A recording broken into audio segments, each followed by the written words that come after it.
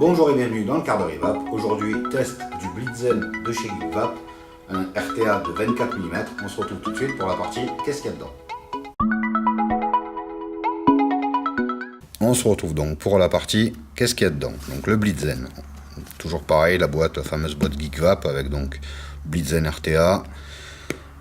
Par transparence, on voit donc le Blitzen à l'intérieur de sa boîte avec un Pyrex de rechange. Donc ça c'est le Pyrex classique. On verra après à l'intérieur de la boîte, il y a un deuxième Pyrex avec plus de contenance. Ici derrière, toujours pareil, le scratch code. C'est toujours pareil pour les boîtes de chez GeekVap. À l'ouverture, donc le Blitzen. Ici le modèle noir. D'accord. Le deuxième Pyrex de rechange. Donc c'est des Pyrex pour une contenance de 2 ml. Et ensuite ici à l'intérieur le fameux Pyrex supplémentaire qui va nous permettre de passer la contenance à 5 ml. Et là dans le sachet, alors on va ouvrir le sachet, on retrouve toujours le petit outil GeekVap, fameux tournevis, un réducteur de drip tip pour pouvoir mettre un drip tip de 510, différents joints. Ici, la petite cheminée qu'on va monter tout à l'heure pour pouvoir passer en contenance 5 ml et pour mettre le Pyrex appelé le Pyrex bulbe. Et ici, un petit outil, voilà, qu'on voit bien ici, qui va nous permettre de dévisser le haut de notre atomiseur, comme vous allez le voir tout à l'heure dans la section suivante, la partie suivante. À l'intérieur encore donc un drip tip. Et différents, encore un autre drip tip, donc vous voyez il est bien fourni au niveau drip tip, on en a deux plus le réducteur pour passer en 510, et ensuite à l'intérieur des joints et des vis de rechange. Voilà, et toujours pareil, dans la boîte en dessous on va retrouver le manuel d'utilisation, voilà, et la carte de garantie. Voilà. Donc c'est fini pour la partie qu'est-ce qu'il y a dedans. On va tout de suite passer à la partie suivante, donc comment ça se monte. On se retrouve pour la partie comment ça se monte. Donc le Blitzen, volontairement j'ai sorti le Pyrex de plus grosse contenance avec la petite cheminée à rajouter et l'outil dont je vous ai parlé tout à l'heure au déballage. Comme ça, vous allez pouvoir voir à quoi il sert. Donc, on va le démonter. Alors, le plus simple est de sortir la partie du bas en la dévissant. Voilà, on la verra tout à l'heure. Ensuite, on dévisse le haut. Voilà, et ce fameux outil dont je vous parlais tout à l'heure, il va venir nous servir à pouvoir dévisser le haut du Blitzen. Voilà. Il se dévisse, on enlève donc le haut et le Pyrex. Ici on vient rajouter la petite cheminée, la petite pièce supplémentaire qui va nous permettre d'étendre la capacité grâce à ce Pyrex. Donc bien faire attention de garder le joint ici. Ici on le pose dessus et on vient repositionner le haut de notre atomiseur, le haut de notre Blitzen. Voilà, il y a juste à visser, il se met tout seul en face et on va finir le serrage grâce à notre outil. Voilà, et on a changé, on a étendu la capacité donc en passant de 2 à 5 ml. Voilà, ça c'était pour vous montrer comment changer le Pyrex, puisque c'est vrai que le Pyrex de 2 ml de contenance c'est assez restreint pour quelqu'un qui va beaucoup. Ici, alors je ne vous ai pas montré en détail, ici vous avez une bague qui va vous permettre de régler l'arrivée d'air, donc avec une arrivée d'air en nid d'abeille de chaque côté, ici et ici. Notre plateau, donc avec les 4 vis, alors c'est un plateau postless, donc il n'y a pas de plot, c'est directement, les coils vont venir directement se mettre dessus à la verticale. On dévisse pour avoir les trous accessibles.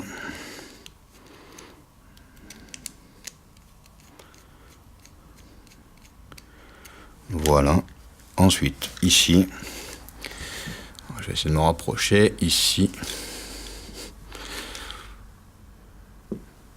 voilà. Ici, vous avez de part et d'autre des emplacements, des chambres, des compartiments. C'est là où vont venir se mettre les cotons. Ce qui veut dire que nos coils vont venir se placer de la manière suivante. Ils vont venir se placer comme ceci. Je vais de suite en placer un pour vous montrer. Ne pas hésiter à laisser un petit peu plus de longueur au niveau des pattes, puisqu'il vaut mieux qu'il soit un petit peu décollé du plateau. Il ne faut pas qu'il soit collé contre le plateau. Donc là on coupe ici et ici. Donc j'en place un pour vous montrer à peu près la longueur.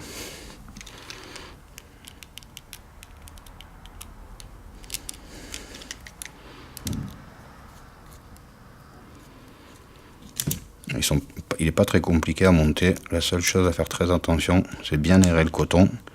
Parce que sur cet atout là, sur ce tank là, si le coton n'est pas bien aéré, c'est le dry hit assuré. Voilà. Donc là on en a placé un. On voit à peu près la hauteur. Vous voyez, ne pas hésiter à laisser de la hauteur.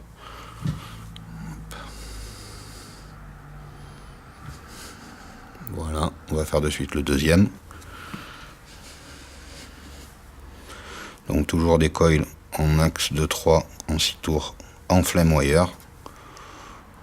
En ce moment j'utilise beaucoup de flame wire.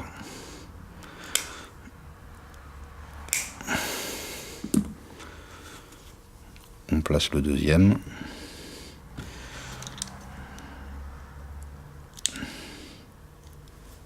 On le serre.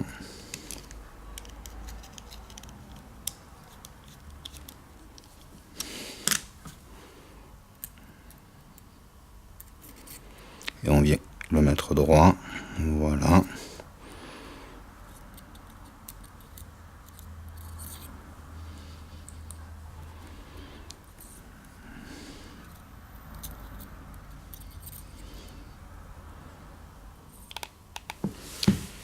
Et on va les roder de suite. Donc on est à 0,16 avant rodage. Là on les rôde tranquillement.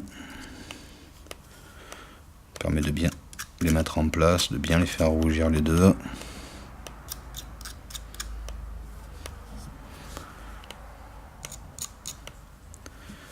Voilà. Donc on vérifie, j'ai encore un petit peu des points chauds.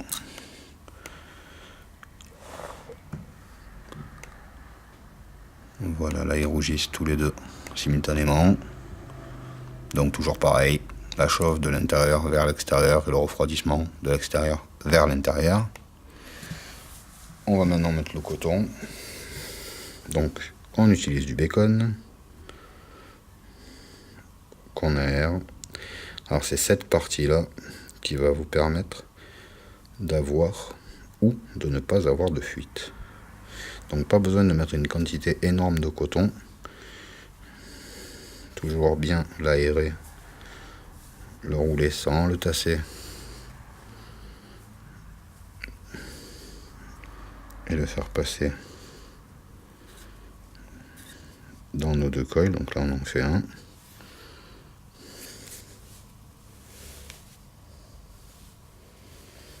Allez, on fait le deuxième.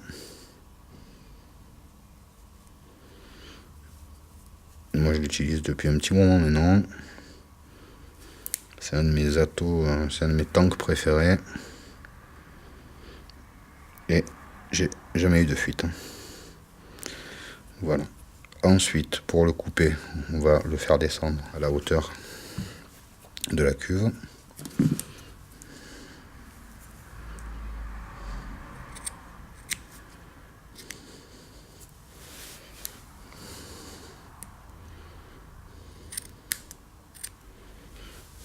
Voilà, ensuite la petite brosse métallique pour bien l'aérer.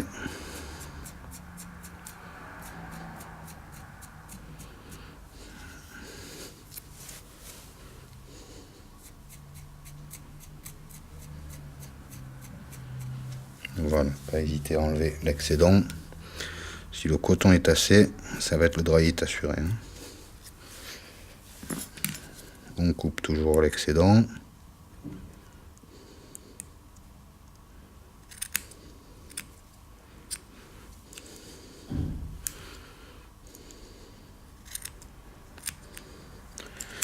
Voilà à peu près la longueur. Et ensuite, il ne nous reste plus qu'à, sans le tasser, c'est très important de ne pas le tasser, délicatement le prendre et venir le poser à l'intérieur des emplacements de chaque côté des coils, sans le tasser, très important. Si vous tassez le coton, c'est le dry.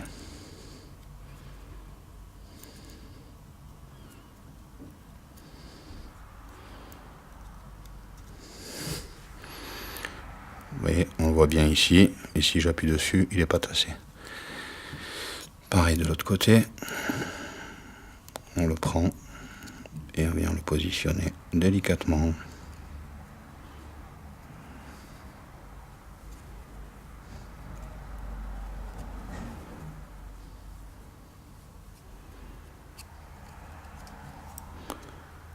Sans le tasser.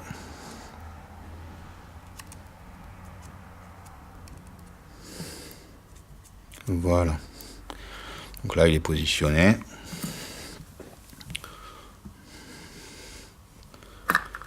Maintenant, on va imbiber avec notre liquide. Hop. Donc toujours sur les coils en premier.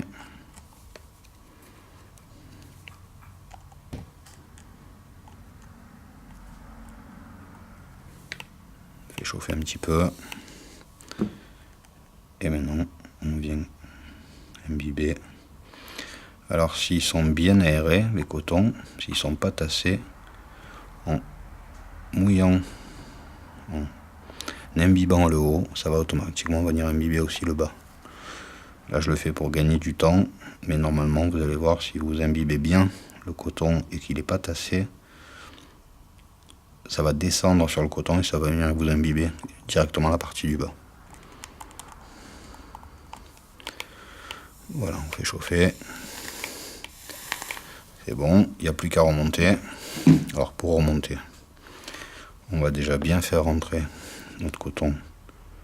Toujours pareil, sans forcer, c'est uniquement pour pas qu'il gêne à la fermeture.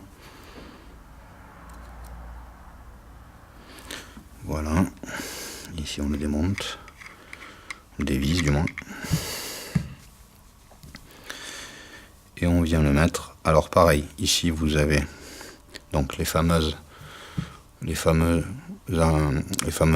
trous de coton, et ici à l'intérieur vous avez aussi de chaque côté les emplacements donc pour le mettre en face. Donc il faut venir faire correspondre le trou avec le trou. Voilà, il est vissé. Il ne nous reste plus qu'à fermer les arrivées d'air et à remplir le Blitzen.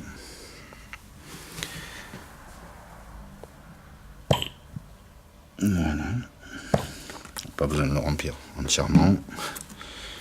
Et ici, il n'y a plus qu'à le fermer. Voilà, notre Blitzen est monté. Donc, deux choses à bien penser. La première, lorsque vous mettez votre coton, bien l'aérer, très important. J'insiste bien sur ce point, les fuites, bien souvent, viennent de là. Et les dry heat viennent du fait qu'il est trop tassé.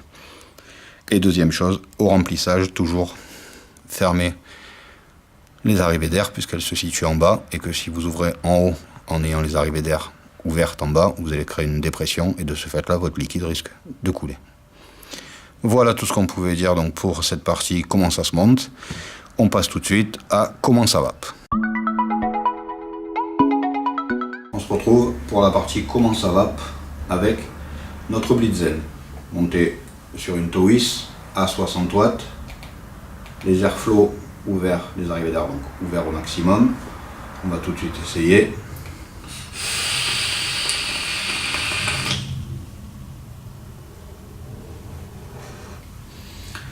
Très aérien, il fait partie des tanks qui sont les plus aérien que j'ai testé, on est quasiment au niveau d'un RDTA en étant sur un tank. Donc là, à 60 watts, on a une bonne quantité d'air qui est aspirée. De ce fait-là, une bonne restitution de saveur et une bonne restitution de vapeur. On va essayer de monter à 60 watts, à 80 watts, pardon, parce que 60, on vient de le faire. Alors à 80,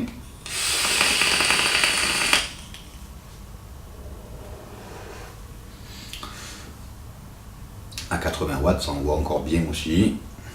Ça chauffe légèrement, donc bien quand même. Une bonne restitution toujours de la saveur, on perd pas au niveau de la saveur, ça chauffe légèrement. On va quand même essayer de monter à 100 watts, même si j'ai peur qu'à 100 watts ça chauffe un petit peu. Allez.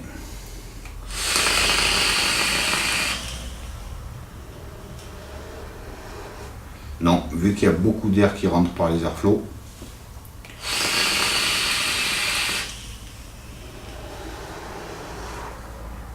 même à 100 watts, ça ronronne bien, ça fait une bonne vape. Je suis conquis par cet atome, le Blitzen, je le trouve juste terrible. S'il est bien monté, on a vraiment un tank qui fait partie, comme je vous dis encore, des meilleurs tanks que j'ai pu avoir dans les mains. Voilà ce qu'on pouvait dire pour la partie comment ça va. On se retrouve tout de suite pour la partie qu'est-ce qu'on en pense. Alors, qu'est-ce qu'on en pense de ce Blitzen?